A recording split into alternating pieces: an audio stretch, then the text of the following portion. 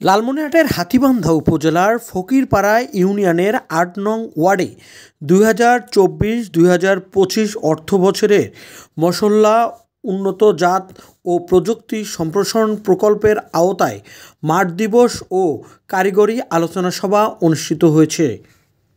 এতে উপস্থিত ছিলেন লালমনিরহাট জেলা কৃষি সম্প্রসারণ অতিরিক্ত অফিসার ও হাতীবান্ধা কৃষি অফিসার মিজানুর রহমান। দেখাইতে চেষ্টা করছি, তার মধ্যে হচ্ছে বস্তায় কীভাবে আদা চাষ করা যায়। এইখানে দেখেন, আমরা এখানে 4টা বস্তা আমাদের আছে। একজন পরিবারে যদি দৈনন্দিন 50 গ্রাম করে যদি আদা লাগে, তাহলে বছরে কিন্তু 18 কেজি মাত্র আদা লাগে। এক বছরের একটা পরিবারের জন্য 18 থেকে 20 কেজি আদা লাগে।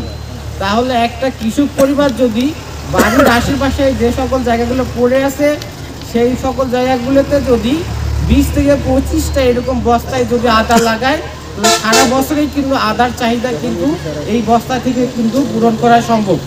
তো আমার যেটা মেসেজ হলো, বা আমাদের কৃষি অফিসে যেটা মেসেজ হলো, আপনারা এই প্রযুক্তিটা দেখলেন, আমাদের স্যারেরাও বললো কীভাবে চাষাবাদ করতে হবে। এখন এইটা কিন্তু বাস্তবিক কিন্তু আপনাদের বাসায় যে করতে হবে। আমরা রাখছি, আপনারা আসছেন, শুনলেন, কিন্তু বাসায় যে কিছুই করলেন না। তাহলে আপনারা যে এত কষ্ট করে এত দূর থেকে এসেছেন এবং আমাদের কথাগুলো শুনতেছেন, সবগুলো কিন্তু ব্যর্থ হয়ে যাবে। তো আমি আশা করব এখানে আপনারা 150 জন আছেন, 150 জনের বাড়িতেই পরবর্তী মৌসুমে, বিশেষ করে ফেব্রুয়ারি মার্চ মৌসুমে যেন প্রতিটা বাড়িতেই কমপক্ষে 10টা 20টা যাদের সর্বোচ্চ করার সক্ষমতা আছে, আপনারা প্রতিজনেই কিন্তু এই 150 জনের বাড়িতেই কিন্তু জন্য আমরা এই বস্তায় আদা চাষটা কিন্তু দেখতে পারি। কি দেখতে পারবো আমরা? কথা দিলেন আমাকে, দেখবো, আমরা কিন্তু দেখবো। এবং আমি যদি এখানে আমাদের পোস্টিং থাকে, আমি কিন্তু দেখবো, এই অঞ্চলে এসে দেখবো কিন্তু আপনারা করেছেন কিনা। আপনারা অবশ্যই করবেন, তাহলে কিন্তু আপনারা লাভবান হবেন। তো আমি আর বেশি সময় কথা বলবো না।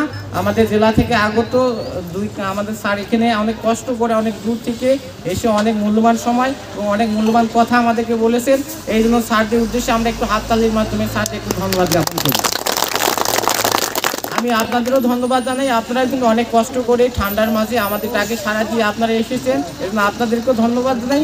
সর্বশেষ সবার মঙ্গল কামনা করে এবং আজকে এই মাঠ দিবসে সমাপ্তি ঘোষণা করতেছি। ধন্যবাদ সবাইকে।